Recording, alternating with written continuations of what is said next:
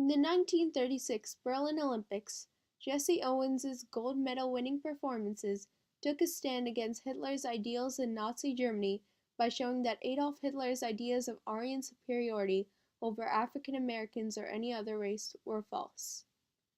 Defiance in leaps and bounds.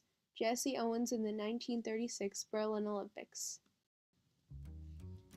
James Cleveland Owens was born on September 12, 1913 in the rural Oakville, Alabama as the 10th and last child of the Owens family. He was a sickly child that suffered through weeks of sickness often.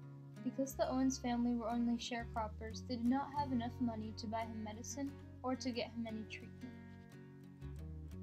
Mother and father nursed him through these horrible bouts of pneumonia that weakened his lungs. And then when he was 5, he developed a fibrous tumor on his chest that grew inward, and it started crushing his lungs.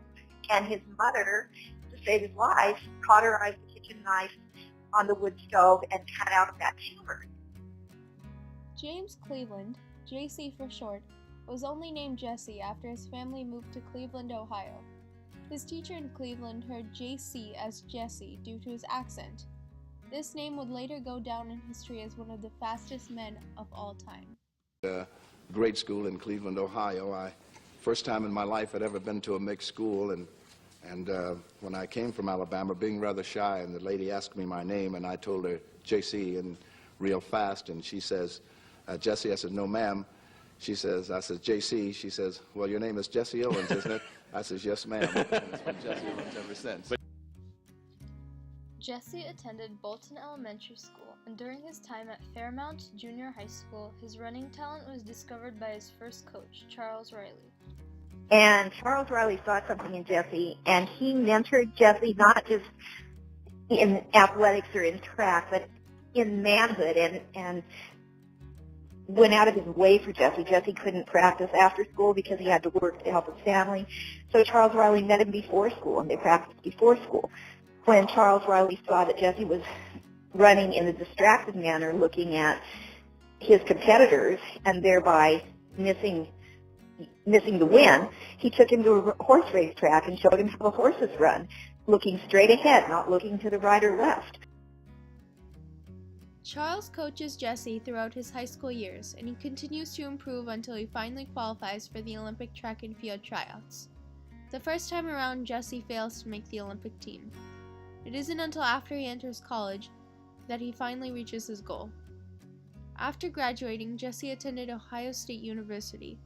His new coach, Larry Schneider, pushes him to glory.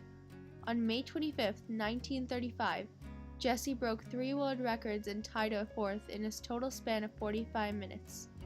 On this day, Jesse was still suffering from a sore back and had to plead to get on the track and compete. This was only a preview of the great performance to come during the 1936 Olympics. The Olympics are a highly revered event that athletes spend their entire lives trying to compete in. In the year of 1936, many American athletes were asked to boycott the Games due to Hitler's rule over Germany. During his first press conference that he gave during the boycott movement, he did support the boycott. He said that he didn't think that the United States team should go because of Hitler's treatment of the Jews. However, his coach at Ohio State, Larry Schneider, convinced him that sports and politics don't mix, shouldn't mix, and that going to the Olympics was something that the American team should do and that Jesse should do. When Owens runs in the Olympic qualifying trials in New York, he qualifies for the team. Less than a week later, he was traveling on the SS Manhattan to the Games. The Summer Olympics, hosted in Berlin, Germany, began on the 1st of August 1936. They were opened officially by Adolf Hitler. On August 2nd, Jesse went through the 100-meter event and won gold. Hitler was reported to have said, "The Americans ought to be ashamed of themselves for letting their medals be won by Negroes. I myself would never shake hands with one of them." However, with 1 gold medal around Jesse's neck, his mind was already planning to get more. On Tuesday, August 4th, Jesse made an Olympic record of 21.1 seconds in the 200-meter qualifiers. On the same day, he forged a friendship with a German athlete named Karl Ludwig Long. also known as Luz.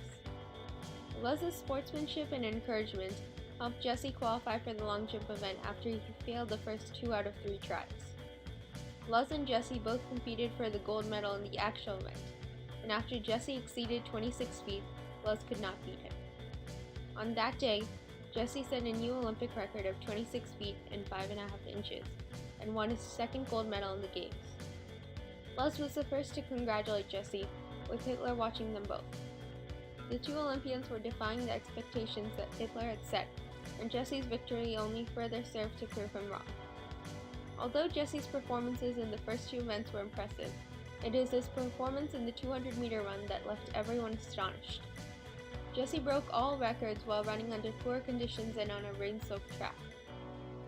With his incredible performance came the 3rd medal and his 3rd stand against Nazi Germany. With his events in the Olympics over, Jesse was on his way home, until the coach for the U.S. track team decided to put Jesse in the 400-meter sprint relay as well. With a 4th chance, Owens performs his best and the U.S. team beats Germany by a whole 12 yards. Owens sets 3 world records and earns his 4th and last gold medal.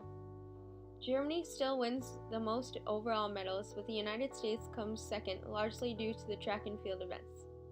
Hitler's comments on this include saying that African Americans that competed for the team had a stronger physique than civilized whites and represented unfair competition.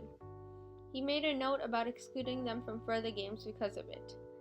However, any talk of future Olympic Games is halted by the appearance of World War II. Jesse's actions did not only stand up to Hitler but the racism present in America at the time. The Civil Rights Act was passed in 1968, which means that racism was still around during Jesse's life.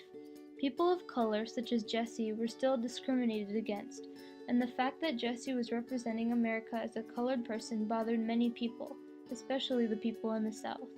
The Olympics, too, had been tainted by it not only on the German side but on the U.S. team itself. Coach Robertson had originally had an all-white American team to compete in the 400-meter sprint relay before inviting Owens to take part.